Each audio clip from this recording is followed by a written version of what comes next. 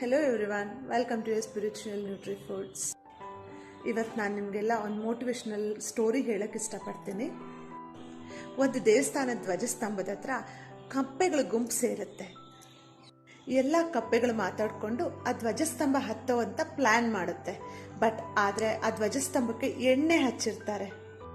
ಗುಂಪಲ್ಲಿರೋ ಒಂದು ಕಪ್ಪೆ ಹೇಳುತ್ತೆ, ಈ ಧ್ವಜಸ್ತಂಭಕ್ಕೆ ಎಣ್ಣೆ ಹಚ್ಚಿದ್ದಾರೆ, ನಾವು ಹತ್ತೋಕ್ಕಾಗೋದಿಲ್ಲ, ಜಾರ್ ಬಿದ್ದೋಗ್ತೀವಿ ಅಂತ. ಅದೇ ಗುಂಪಲ್ಲಿರೋ ಇನ್ನೊಂದು ಕಪ್ಪೆ ಹೇಳುತ್ತೆ, ಇದು ಟೈಮ್ ವೇಸ್ಟ್ ಅಂತ.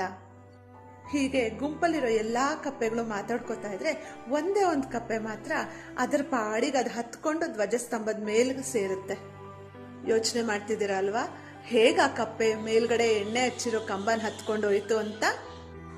ಆ ಗುಂಪಿಂದ ಮೇಲ್ ಹೋಗಿ ಧ್ವಜಸ್ತಂಭದ ಮೇಲಿರೋ ಕಪ್ಪೆಗೆ ಕಿವಿ ಕೇಳಿಸ್ತಿರಲ್ಲ. ಕೆಳಗಿದ್ದಾಗ್ಲಿಂದ ಯಾವುದೇ ಕಪ್ಪೆ ಏನೇ ಮಾತು ಹೇಳಿದ್ರು ಅದು ಕೇಳಿಸ್ಕೊಂಡಿರೋದಿಲ್ಲ. ಸೊ ನಾನೇನು ಹೇಳಕ್ ಇಷ್ಟಪಡ್ತೀನಿ ಅಂತಂದ್ರೆ, ನೀವು ನಿಮ್ಮ ಗುರಿಯತ್ತ ತಲುಪಬೇಕಾದ್ರೆ ಕಿವುಡ್ ಕಪ್ಪೆ ಆಗಿ ನಿಮ್ಮ ಗುರಿ ತಲುಪ್ತೀರ. ಈ ಪುಟ್ಟ ಕತೆ ನಿಮ್ಮ ಗುರಿ ನೀವು ತಲುಪೋದಕ್ಕೋಸ್ಕರ ತುಂಬ ಉಪಯೋಗ ಆಗುತ್ತೆ ಅಂತ ನಾನು ತಿಳ್ಕೊಂಡಿದ್ದೀನಿ. Thank you.